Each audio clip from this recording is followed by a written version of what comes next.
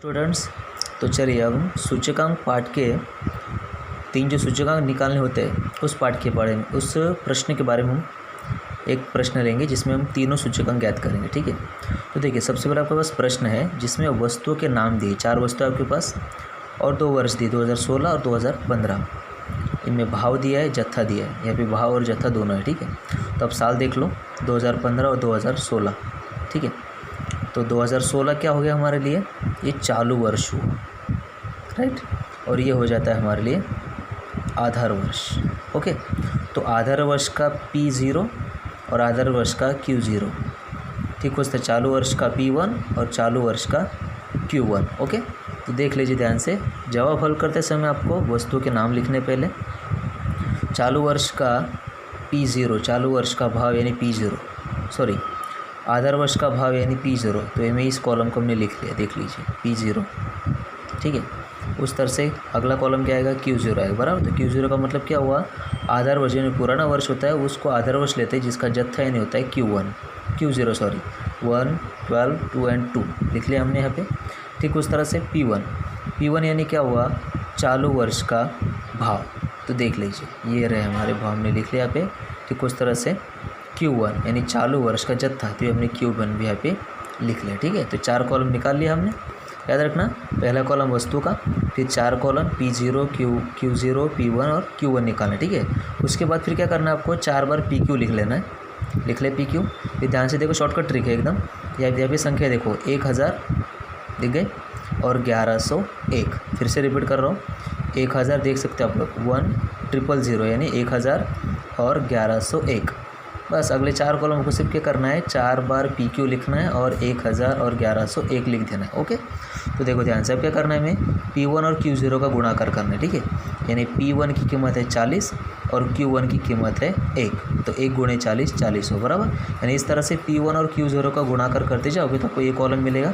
Last में इनका total sigma P1 Q0 यानी 740। ओके, ठीक, उस तरह से P0 और Q0 का गुणा करते जाना, यानी इन 2 कॉलम का गुणा करते जाना, यानी 39 का 39, 40 गुणे 12 480, बराबर। इस तरह से हम गुणा करते जाएंगे और आखिरी में जोड़ करके लिख देना है। ठीक है, ठीक, उस तरह से P1 और Q1 का, यानी P1 और Q1 इन 2 कॉलम का गुणा करते जाओगे आपको ये जवाब मिलेगा।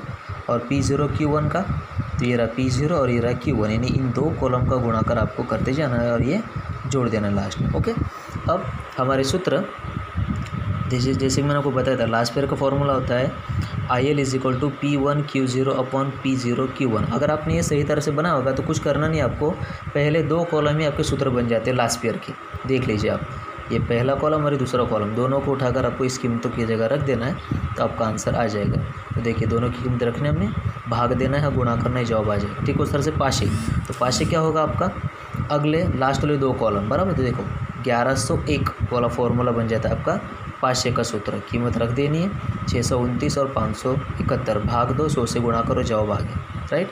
ठीक, उस तरह से फिशर के लिए मैंने आपको कहा था 2 सूत्र होते हैं, तो पहला सूत्र IL और IP, यानी इन दोनों के जवाब जो हमने निकाले हैं इन दोनों जवाबों को रूट में रखना है, गुणा करना है, रूट निकालोगे तो जवाब आएगा 110.38। अब इसी प्रश्न को मैं आपको थोड़ा दूसरे सूत्र की मदद से हल करके दिखा रहा हूँ। जैसे कि मैंने आपको कहा था, बड़ा सूत्र IL के लिए फॉर्मूला होता है 1000 वाला और IP के लिए 1101 वाला। 1101 कैसे, 1101, राइट, और 1000 कैसे 1000, राइट, और रूट के बाहर 100 है, याद रखना। ठीक है, अब आप देख सकते हो ध्यान से, मैंने दोनों की कीमतें रखी है, P1 Q0 देख लो, दूसरा P0 Q0, P1 Q1 629 और P0 Q1 571 रख दिया हमने, दोनों को भाग दे दिया, ये जवाब आएगा। इसको भाग दो, ये जवाब आएगा। 100 अब तक बाहर ही रहेगा। अब देखो भाग देने के बाद जो कीमतें आई है उनको गुणा कर दो, इस तरह से जवाब आए, फिर भी बाहर 100 है। ठीक है, अब इस संख्या का रूट निकालोगे तब जवाब आएगा 1.1038।